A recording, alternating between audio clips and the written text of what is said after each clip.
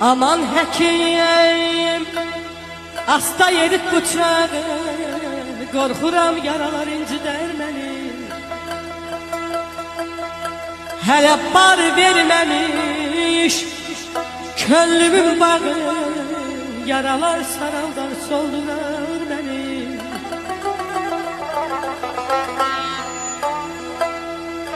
Həkim, heyfim gəlsin axan qanıma, bu yerdə rəhm eylə cavan canıma.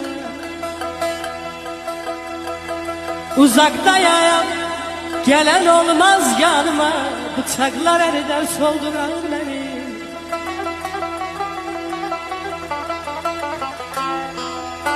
Sağlamdır bədənim, xəstəlik bilməz, anam bacım mənsiz danışır gülməz. Sevgilim gözünün yaşını silməz.